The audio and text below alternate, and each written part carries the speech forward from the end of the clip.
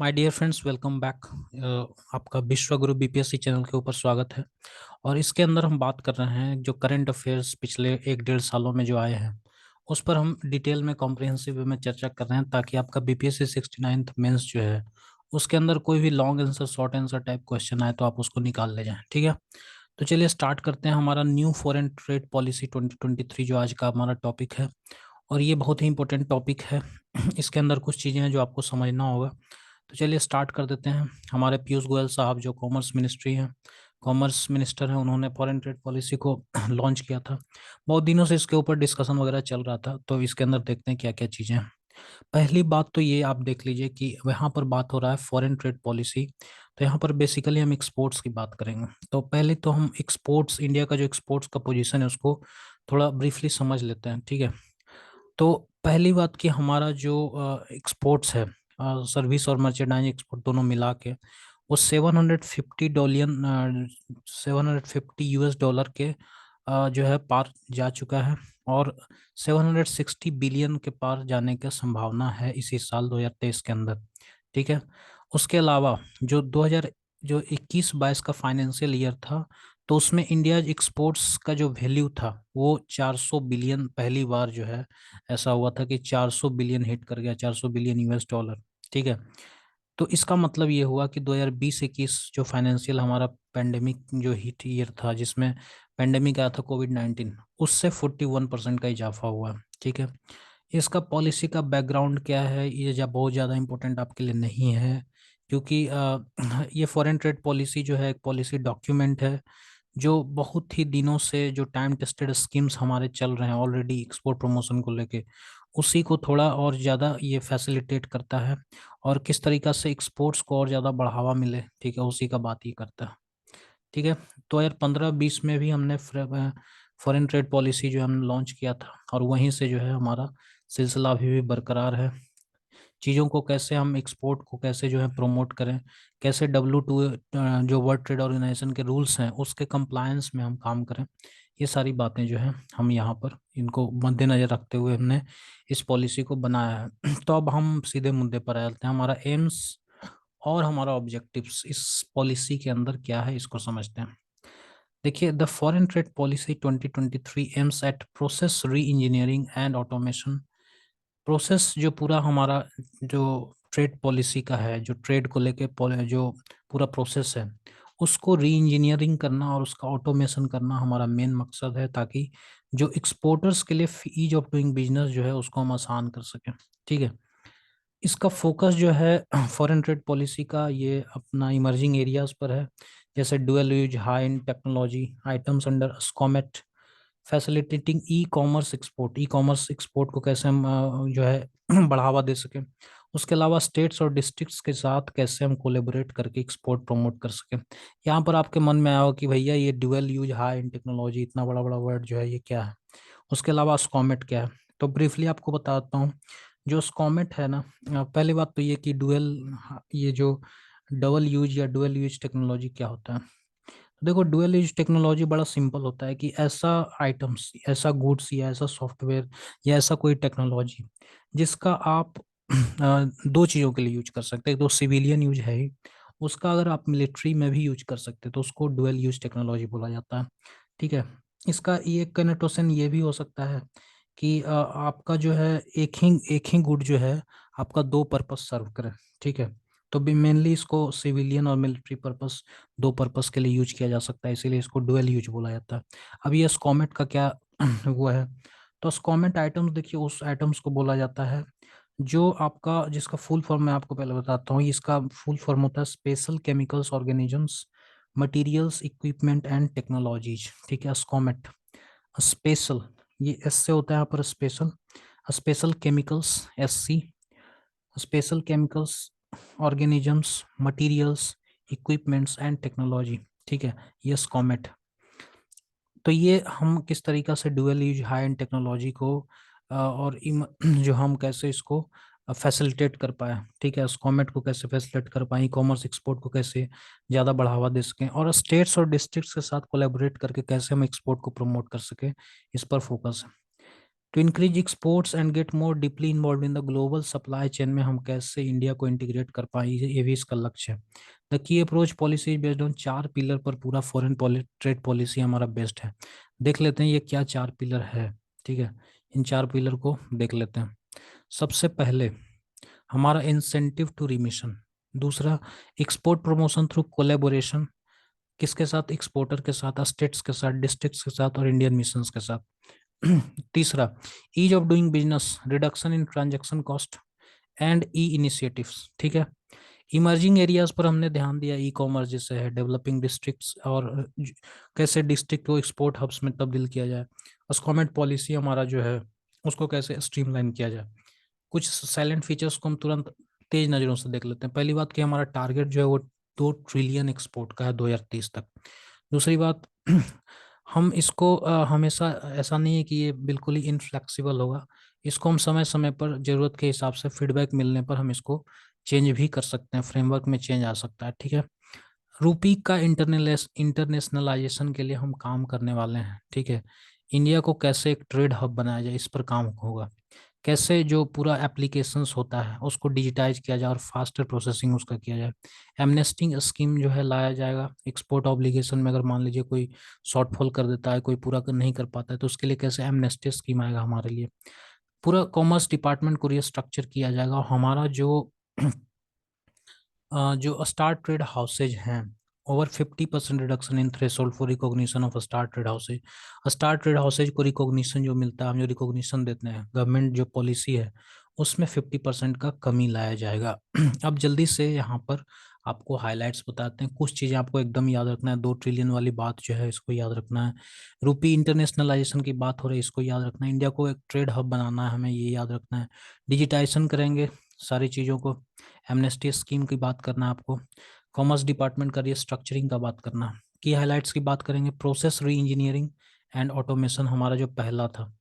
ठीक है, कि कैसे हम आईटी सिस्टम का, ऑटोमेटेड आईटी सिस्टम का हेल्प लेके जो है हम पूरा सिस्टम को स्ट्रीमलाइन कर दें। ठीक है, incentive regime to a regime which is facilitating based on technology interface and principles of collaboration.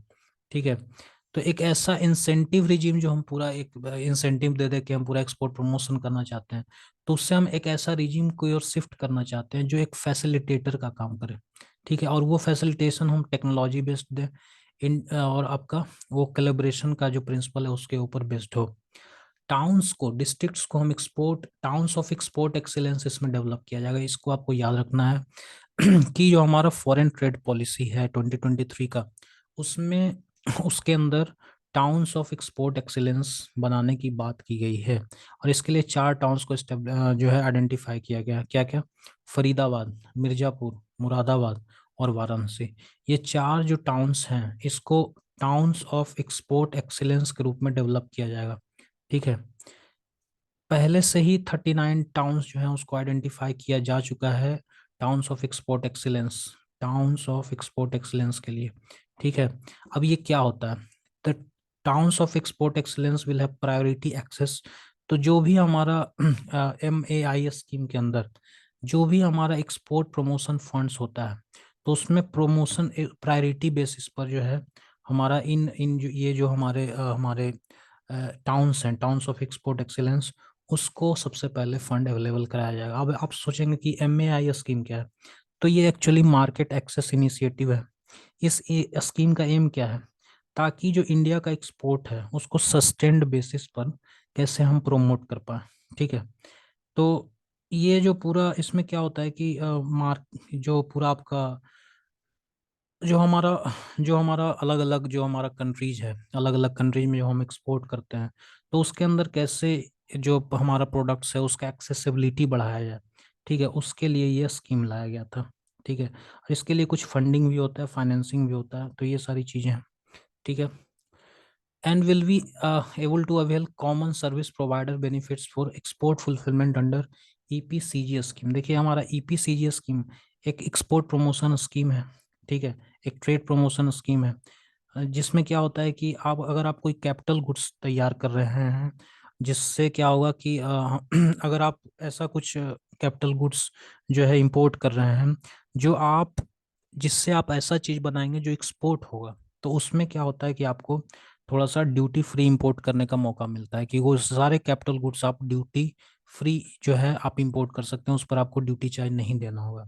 ये है आपका EPCG scheme, export promotion capital goods scheme.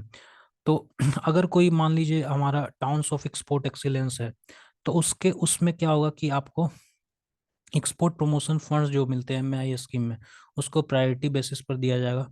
उसके अलावा जो कॉमन सर्विस प्रोवाइडर होते हैं, कॉमन सर्विस प्रोवाइडर बेनिफिट्स जो मिलते हैं ईपीसीजी स्कीम के अंदर, वो भी इनको मिलेंगे।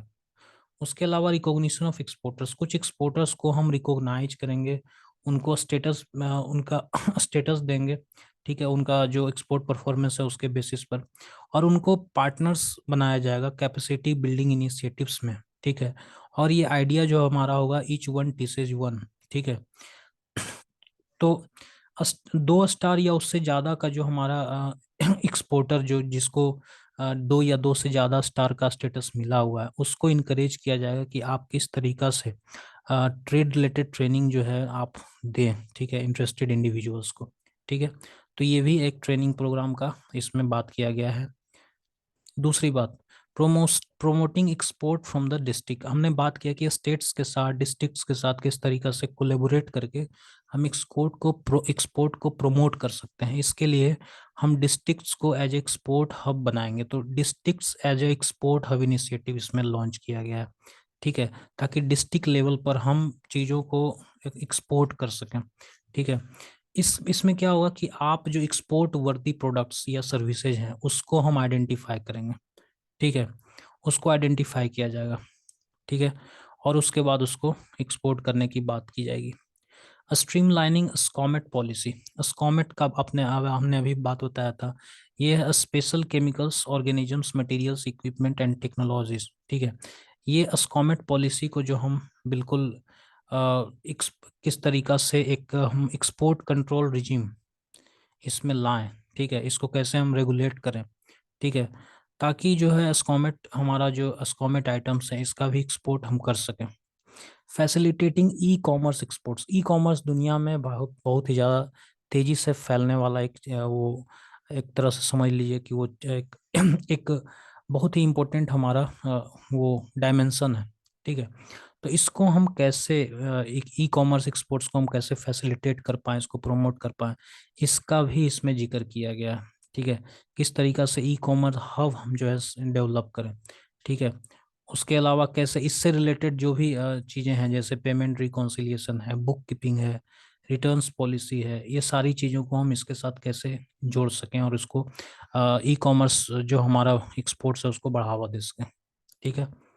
ई commerce exports through courier has been raised from 5 lakh to 10 lakh in the FTP 2023।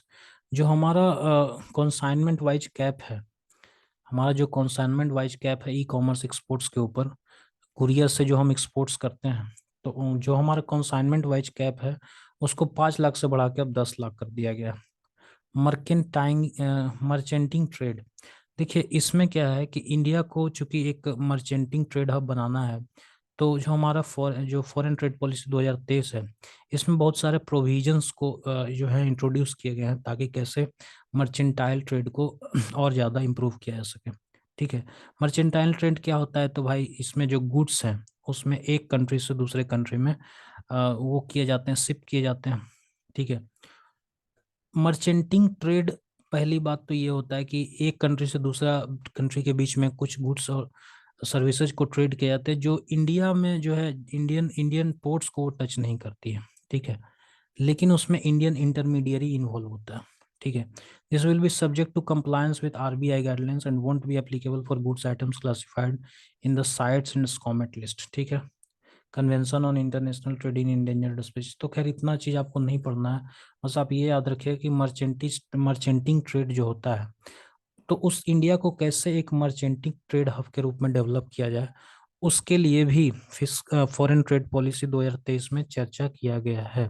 और मर्चेंटिंग ट्रेड के बारे में आप थोड़ा सा जानकारी जरूर रखिएगा कि मर्चेंटिंग ट्रेड जो होता है उसमें क्या होता है कि गुड्स को एक कंट्री से, एक फॉरेन कंट्री से दूसरे फॉरेन कंट्री में जो है सप्लाई किया जाता है, शिपिंग किया जाता है, जिसमें इंडियन पोर्ट्स का कोई उसमें रोल नहीं होता है, लेकिन इंडियन इंटरमीडियरी जो है उसमें इन्वॉल्व होते हैं।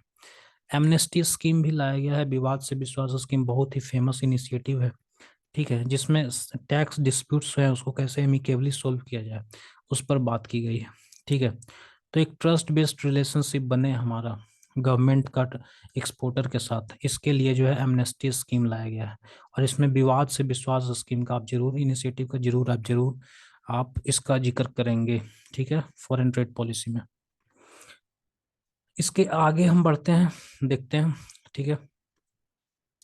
एक्सपोर्ट प्रमोशन में क्या है, इंटरनेशनल ट्रेड सेटलमेंट इन रूपी अलाउड। देखिए, रूपी में इंटरनेशनल ट्रेड को सेटल करना अपने आप में बड़ी बात है। ऐसे में जब यूएस डॉलर जो है अपने आप में जो है आसमान छूता जा रहा है, और चूंकि यूनाइटेड स्टेट्स के अंदर जो है एक जो अपना जो उसका क्या बोलते हैं फेडरल रिजर्व है, वो और ज़्यादा इंटरेस्ट रेट को बढ़ाया ही जा रहा है। तो ऐसे में जो डॉलर है, यूएस डॉलर, उसका डिमांड भी बढ़ता ही जा रहा है।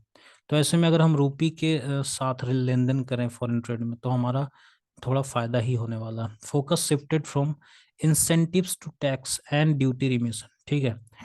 कैसे हम टैक्स रिमिशन दें, ड्यूटी रिमिशन दें, और सिर्फ इंसेंटिव देने से काम नहीं चलेगा, ये हमारा एक्सपोर्ट प्रमोशन में बात किया गया है। Duty exemption schemes like export promotion capital goods scheme to continue. EPCG scheme बड़ा ही फेमस स्कीम है भाई। Export promotion capital goods scheme, इसमें आप अगर कैपिटल गुड्स मंगाते हैं, इंपोर्ट करते हैं, तो आपको कोई जीरो टैक्स देना पड़ेगा, जीरो टैरिफ देना पड़ेगा। लेकिन वो जो आप प्रोडक्ट बनाएंगे, जो आपका कैपिटल गुड्स आया, तो वो प्रमोशन वो जो है एक्सपोर्ट के लिए होना चाहिए। मर्चेंटिंग ट्रेड हमने आपको बताया, तो कैसे इंडिया को एक ट्रेड हब बनाया जाए, मर्चेंटिंग ट्रेड हब, उसका भी बात किया गया, ठीक है। करंट एक्सपोर्ट स्कीम, अभी क्या एक्सपोर्ट स्कीम्स इंडिया के चल रहे हैं और उसमें क्या क्या चेंजेस लाए गए हैं फिर नेशनल फॉरेन ट्रेड पॉलिसी के अंदर। Facilitation under export promotion of capital goods scheme.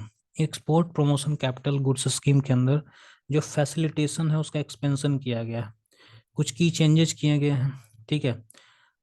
जैसे पीएम मित्रा स्कीम का, आप तो नाम तो आपने सुना ही होगा, prime minister mega integrated textile reason and appraisal parks जो है हमारा, उसको भी ऐड किया गया है इसके अंदर, ठीक है, ताकि वो भी कॉमन सर्विस प्रोवाइडर स्कीम का जो है फायदा उठा सके। डेयरी सेक्टर का जो एवरेज एक्सपोर्ट ऑब्लिगेशन है, उसको एग्जेम्प्ट किया गया है, ताकि उनको एवरेज एक्सपोर्ट ऑब्लिगेशन को है मेंटेन नहीं करने का जो है नहीं करना पड़ेगा। ये क्या होता है, देखिए, अगर कोई एप्लीकेंट है, तो उस एप्लीकेंट जो हमारा क्या बोलते हैं यार, कोई एप्लीकेंट है, तो उसको 3 साल, मान ले 3 साल से वो एप्लीकेंट रहा है, तो उसको क्या है ना कि हर साल जो है एक्सपोर्ट्स का लेखा जोखा तैयार करके रखना होता है, ठीक है। तो वो जो है डेयरी सेक्टर को उससे एग्जेम्प्ट किया गया, और बहुत ज़्यादा आपको इसमें पढ़ना नहीं। और भी बहुत सारे जो है हमारे सेक्टर्स हैं, जैसे बैटरी इलेक्ट्रिक व्हीकल्स हैं, वर्टिकल फार्मिंग इक्विपमेंट्स हैं, waste water treatment and recycling, rain water harvesting system है। इस तरीका का जो चीज़ें हैं उनको भी एक्सपोर्ट ऑब्लिगेशन रिक्वायरमेंट जो ईपीसीजी स्कीम के अंदर आता है उससे एग्जेम्प्ट किया गया। Facilitation under the advance authorisation scheme, ठीक है, जो है हमारा एडवांस ऑथराइजेशन स्कीम जो है उसको भी हमारा वो किया गया।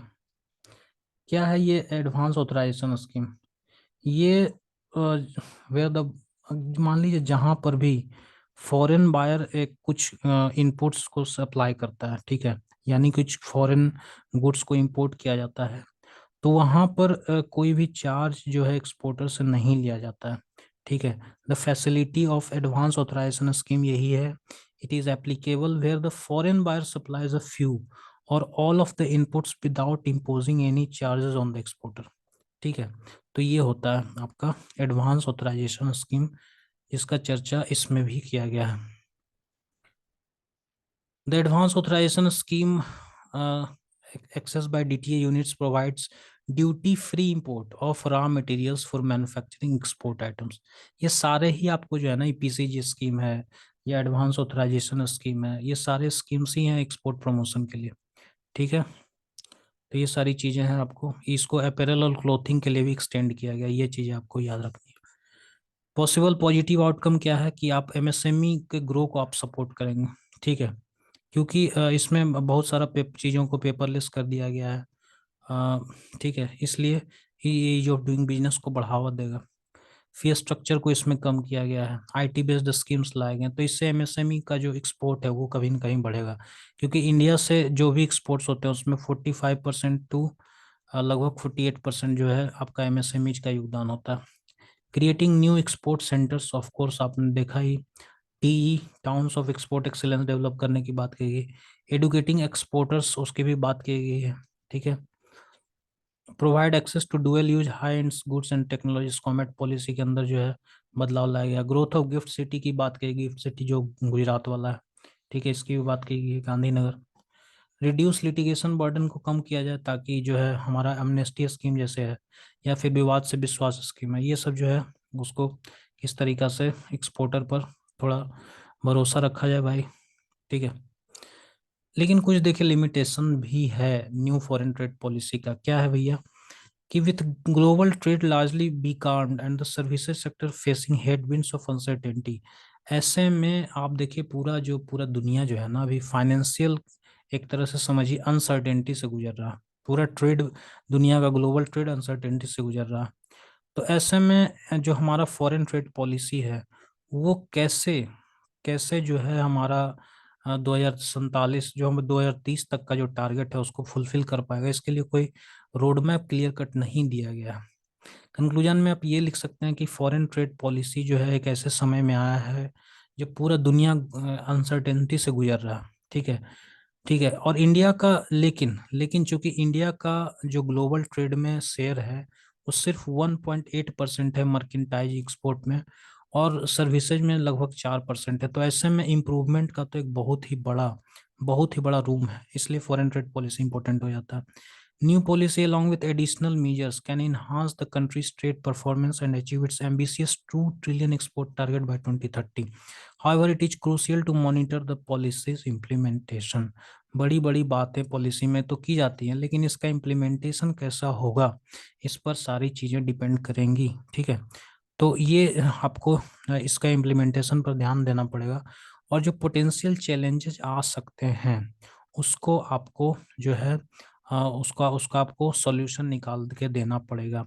तो थोड़ा जल्दी से ही रिकैप कर लेते हैं भाई कि क्या है ये न्यू फॉरेन ट्रेड पॉलिसी। सबसे पहली बात कि हमारा जो न्यू फॉरेन ट्रेड पॉलिसी है उस पर बात करने से पहले इंडिया का एक्सपोर्ट का भी स्टेटस क्या है उसका बात कर लीजिए। कि अभी देखिए 750 बिलियन था कुछ, उसको क्रॉस किया गया है, और इस साल लग रहा है कि इतना 760 हो जाएगा। पहली बार $400 बिलियन का हुआ, जो कोविड-19 के टाइम से 41% में इजाफा देखा गया। ये सारी बातें करेंगे आप। ठीक है। हम इसको WTO रूल्स के ज़्यादा कंप्लायंट बनाना चाहते हैं। ठीक है। और इसको हम एक फैसिलिटेटर का, गवर्नमेंट का जो है रोल वो फैसिलिटेटर का होगा। इसमें एम्स एंड ऑब्जेक्टिव्स क्या है, तो प्रोसेस री इंजीनियरिंग और ऑटोमेशन, पूरा सिस्टम को उसको हम जो है ऑटोमेशन में लाएंगे। ठीक है।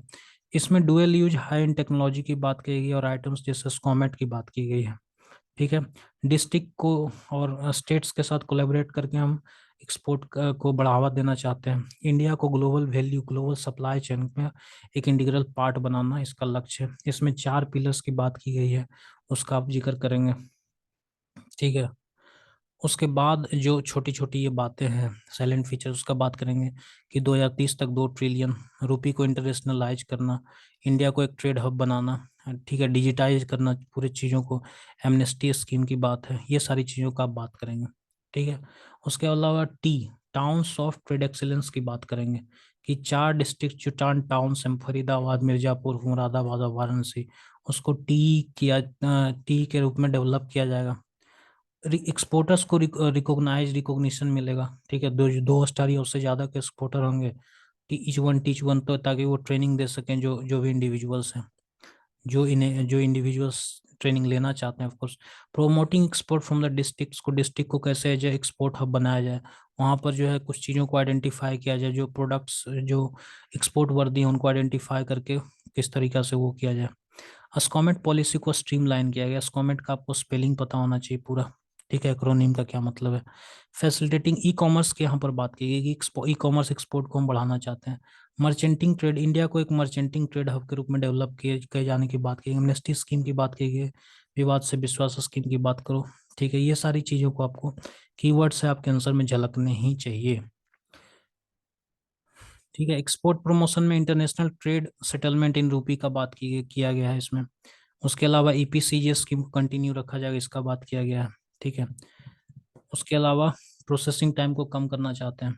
अभी जो एग्जिस्टिंग एक्सपोर्ट स्कीम्स है उसका बात कर लो तो ईपीसीजे स्कीम बहुत इंपॉर्टेंट स्कीम है। एडवांस ऑथराइजेशन स्कीम का बात कर लो। ठीक है। उसके अलावा अब बात कर लीजिए कि एमएसएमई को हम सपोर्ट करना चाहते हैं, ये करना ही पड़ेगा। न्यू एक्सपोर्ट सेंटर्स हम बढ़ाना चाहते हैं, एक्सपोर्टर्स को एडुकेट करना चाहते हैं। ठीक है। कैसे हम dual use high end goods and technologies को का एक्सेस जो है हम दे पाएँ, जो है उसको, इसका भी बात है यहाँ पर। गिफ्ट सिटी का ग्रोथ का बात है। लिटिगेशन बर्डन को हम कम करना चाहते हैं, हमारा जो जो हमारा एक्सपोर्टर है उसका। ठीक है। कुछ लिमिटेशंस भी हैं इसके। ठीक है। कुछ लिमिटेशंस भी हैं कि ग्लोबल जो अभी हेडविंड्स चल रहा है, जो ये पूरा प्रोटेक्शनलिज्म चल रहा है, उसको कैसे ये एड्रेस करेगा उसके बारे में कुछ बताया नहीं गया है। कंक्लूजन में आप लिख देंगे कि हालांकि फॉरेन ट्रेड पॉलिसी जो है वो ग्लोबल अनसर्टेनिटी के टाइम में आया है, लेकिन चूंकि इंडिया का जो ग्लोबल ट्रेड शेयर में सिर्फ 1.8% मर्चेंटाइज में और 4% सर्विसेज में है, तो इम्प्रूवमेंट का बहुत ज़्यादा दरकार तो है। और इंडिया को अगर 2 ट्रिलियन एक्सपोर्ट टारगेट को अचीव करना है 2030 तक, तो इसको काफ़ी ज़्यादा इसका इम्प्लीमेंटेशन पर ध्यान देना पड़ेगा। ठीक है। तो ये आपका पूरा न्यू फॉरेन ट्रेड पॉलिसी के बारे में था। ठीक है। आप इस वीडियो को पहले तो यार लाइक कर दो सबसे पहले। दूसरी बात, कोई चैनल को, जो अपना विश्वगुरु बीपीएससी चैनल है, इसको आप सब्सक्राइब कर दो, क्योंकि ये चैनल आप ही का है भाई।